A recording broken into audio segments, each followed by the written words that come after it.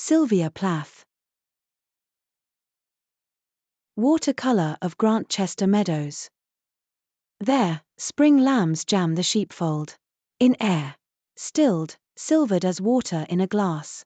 Nothing is big or far. The small shrew chitters from its wilderness of grass heads and is heard. Each thumb-sized bird fits nimble-winged in thickets, and of good color. Cloudrack and owl-hollowed willows slanting over the bland grantor double their white and green, whirled under the sheer water, and ride that flux at anchor, upside down. The punter sinks his pole in Byron's pool. Cattails part where the tame cygnets steer. It is a country on a nursery plate. Spotted cows revolve their jaws and crop red clover or gnaw beetroot, bellied on a nimbus of sun-glazed buttercup. Hedging meadows of benign Arcadian green. The blood-buried hawthorn hides its spines with white. Droll, vegetarian, the water rat soars down a reed and swims from his limber grove, while the students stroll or sit, hands laced, in a moony indolence of love. Black-gowned, but unaware, how in such mild air, the owl shall stoop from his turret, the rat cry out. Widow. Widow. The word consumes itself. Body, a sheet of newsprint on the fire, levitating a numb minute in the updraft. Over the scalding, red topography, that will put her heart out like an only eye. Widow. The dead syllable, with its shadow of an echo, exposes the panel in the wall, behind which the secret passages lies stale air, fusty remembrances, the coiled spring stair that opens at the top onto nothing at all. Widow. The bitter spider sits, and sits in the center of her loveless spokes. Death is the dress she wears, her hat and collar. The moth face of her husband, moon-white and ill, circles her like a prey she'd love to kill. A second time, to have him near again. A paper image to lay against her heart. The way she laid his letters, till they grew warm, and seemed to give her warmth, like a live skin. But it is she who is paper now, warmed by no one. Widow, that great, vacant estate. The voice of God is full of draughtiness, promising simply the hard stars, the space of immortal blankness between stars, and no bodies, singing like arrows up to heaven. Widow, the compassionate trees bend in. The trees of loneliness, the trees of mourning. They stand like shadows about the green landscape, or even like black holes cut out of it. A widow resembles them, a shadow thing.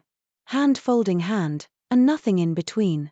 A bodiless soul could pass another soul in this clear air and never notice it.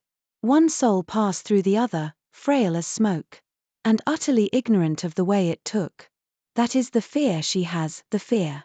His soul may beat and be beating at her dull sense, like Blue Mary's angel, dove-like against a pane, blinded to all but the grey, spiritless room it looks in on, and must go on looking in on.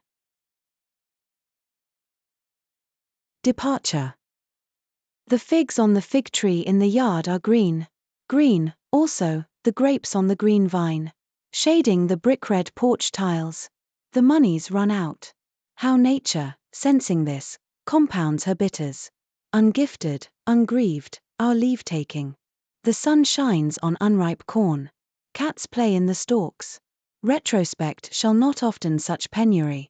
Sun's brass, the moon's steely patinas. The leaden slag of the world. But always expose the scraggy rock spit shielding the town's blue bay, against which the brunt of outer sea beats, is brutal endlessly. Gull-fouled, a stone hut bears its low lintel to corroding weathers. Across the jut of ochreous rock, goats shamble, morose, rank-haired, to lick the sea salt. Event. How the elements solidify, the moonlight, that chalk cliff, in whose rift we lie, back to back. I hear an owl cry, from its cold indigo. Intolerable vowels enter my heart. The child in the white crib revolves and sighs, opens its mouth now, demanding.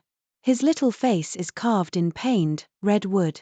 Then there are the stars, ineradicable, hard. One touch, it burns and sickens. I cannot see your eyes. Where apple bloom ices the night. I walk in a ring. A groove of old faults, deep and bitter. Love cannot come here. A black gap discloses itself. On the opposite lip. A small white soul is waving, a small white maggot. My limbs, also, have left me. Who has dismembered us? The dark is melting. We touch like cripples. Stars over the Dordogne.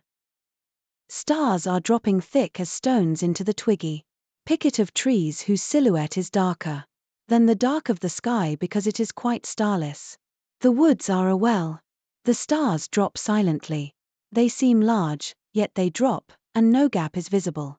Nor do they send up fires where they fall, or any signal of distress or anxiousness. They are eaten immediately by the pines. Where I am at home, only the sparsest stars arrive at twilight, and then after some effort. And they are dulled by much traveling. The smaller and more timid never arrive at all, but stay, sitting far out, in their own dust. They are orphans. I cannot see them. They are lost. But tonight they have discovered this river with no trouble. They are scrubbed and self-assured as the great planets. The Big Dipper is my only familiar. I miss Orion and Cassiopeia's chair. Maybe they are hanging shyly under the studded horizon. Like a child's too simple mathematical problem.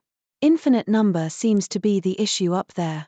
Or else they are present, and their disguise so bright. I am overlooking them by looking too hard. Perhaps it is the season that is not right. And what if the sky here is no different? And it is my eyes that have been sharpening themselves. Such a luxury of stars would embarrass me. The few I am used to are plain and durable.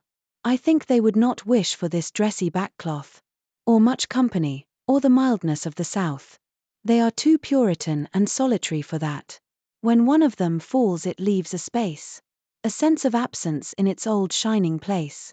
And where I lie now, back to my own dark star, I see those constellations in my head, unwarmed by the sweet air of this peach orchard. There is too much ease here, these stars treat me too well. On this hill, with its view of lit castles, each swung bell is accounting for its cow.